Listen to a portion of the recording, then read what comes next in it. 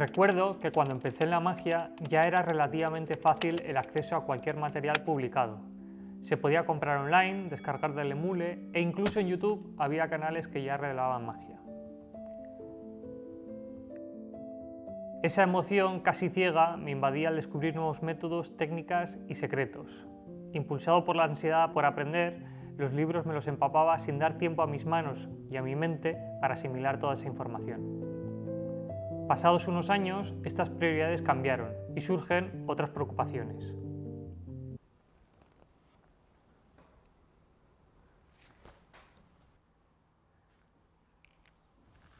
¿Y tú, sin una baraja, quién eres?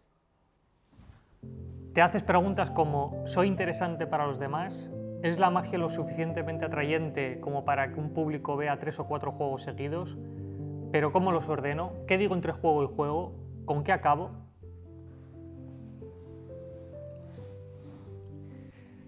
Quizá tú también estás en ese punto, no te preocupes, no estás solo. De hecho, este vídeo surge porque alguien me escribió por Instagram y me hizo la siguiente pregunta. ¿Cómo montar una sesión de magia de 3 o 4 juegos? Así que en este vídeo te voy a contar cómo poder hacerlo.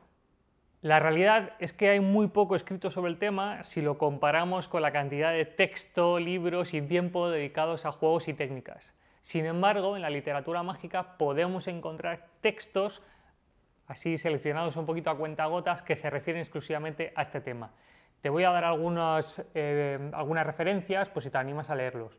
Por un lado tenemos el arco iris de Juan Tamariz, unas notas de Agítese antes de usar de Gaby Pareras, algunas pinceladas vienen descritas en la Gran Escuela Cartomágica de Roberto Llovi, Alex Emsley en las obras completas, Tommy Wonder, Darwin Ortiz en La Buena Magia, Fu Manchu en The Greater Magic, creo que viene ahí. Viene un artículo sobre Stage Presentation que creo que también en los podcasts del Mago Merpin lo diseccionan, que da gusto verlo. ¿Vieron eso? Se llama así, ¿no? ¿Vieron eso? Ahí lo tienes para poder ver.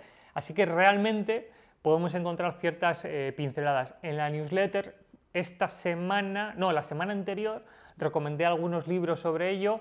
Apúntate a la newsletter en www.eduardokofman.com y escríbeme por ahí a magia.eduardo@gmail.com que te mando esas referencias si estás interesado.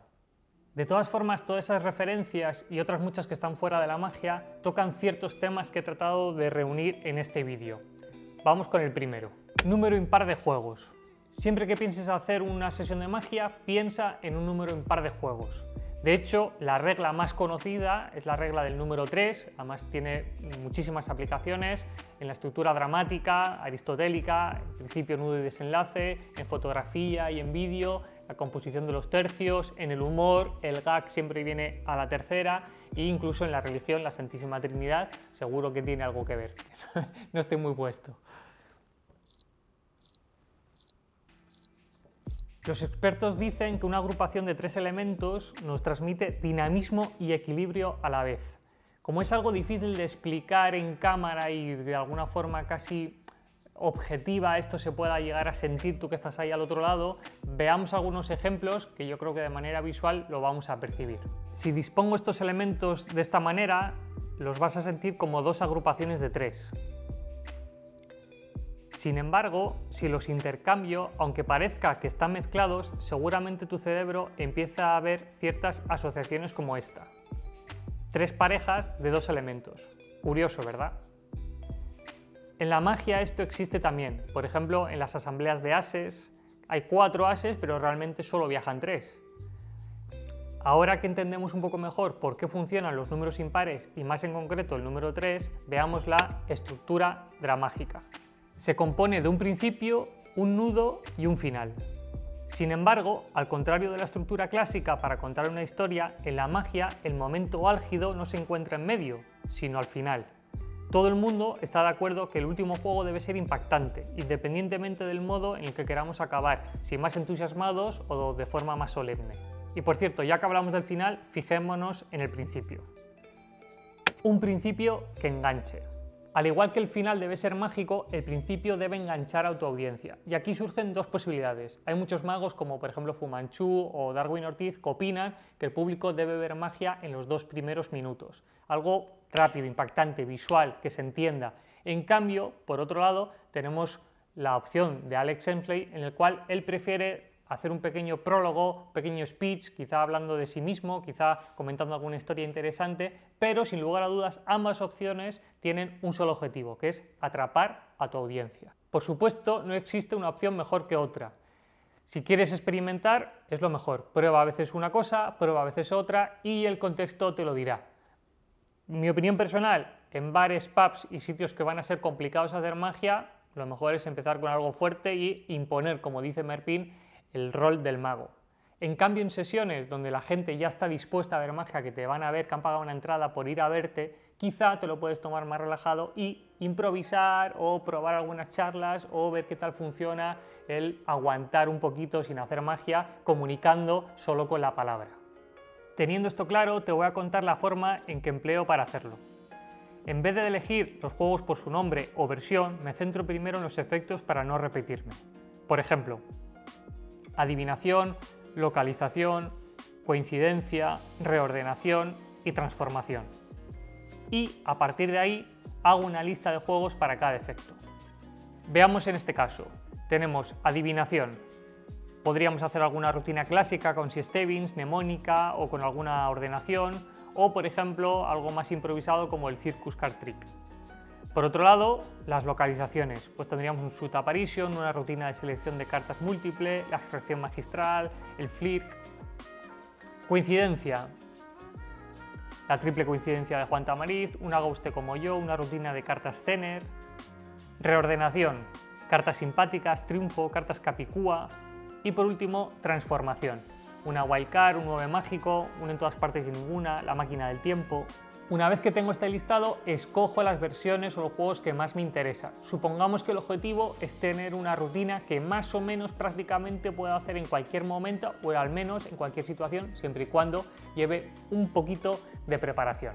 Siendo así, de entre las adivinaciones me quedaría con el Circus Card Trick, entre las localizaciones me quedaría con la extracción magistral, con la coincidencia pues sería la triple coincidencia de Juan Tamariz, con las reordenaciones sería el triunfo y con las transformaciones la wildcard.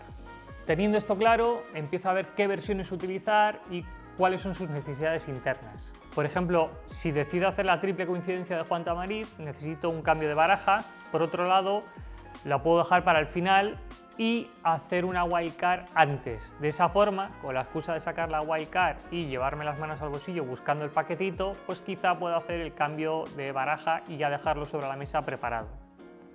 Me quedaría en ordenar los últimos 3, que no tienen muchas necesidades internas, pero que dramáticamente el triunfo creo que es el mejor, con lo cual iría al tercero. En segundo lugar, colocaría el Circus Card Trick y empezaría con la extracción magistral de Martin Nash. Por último, ya termino de definir las versiones de los juegos que me quedan, que son el Triunfo y Wildcard. En el caso del Triunfo haría la versión de Vernon y para la Wildcard aprovecharía hacer la mía propia.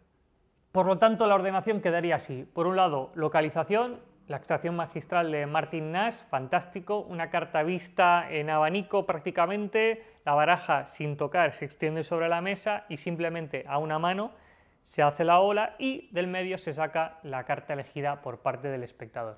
Por otro lado, las adivinaciones, pues sería el Circus Card Trick, que simplemente con una carta guía ya está todo hecho, diferentes maneras de venderlo, pero bueno, al final el efecto es el mismo. Por otro lado tendríamos el Triunfo, quizá para no estar dando a elegir tantas cartas podría aprovechar la anterior para hacer el Triunfo, iría fantástico. Continuaría con la Wildcard, y aprovecharía ya para ir preparando el cambio de baraja para el final, que sería la triple coincidencia de Juan Tamariz. Para el newsletter de esta semana, que es completamente gratuita, te lo recuerdo, entrando en www.eduardokofman.com puedes dejar tu correo electrónico y te llega cada semana un correo con el contenido no revelado de Internet. Y prometo que apenas hago spam, te lo pueden decir el resto de suscriptores en los comentarios. En esa newsletter he pensado que esta semana os podría mostrar cómo yo gestiono ese cambio de baraja y un par de ideas que creo que pueden ser interesantes a nivel de construcción para dejar el final ya niquelado y además sembrarlo desde el principio, para que muestren el público cierto interés y saber que esa rutina, el final va a ser cuando acabe cogiendo la baraja para hacer la triple coincidencia. Todo esto te lo cuento en la newsletter. Gracias por estar ahí, espero que esto pues arroje un poco de luz y te ayude y te motive para crear tu propia sesión de magia. Dímelo en los comentarios y mientras tanto nos vemos en el próximo vídeo. ¡Chao!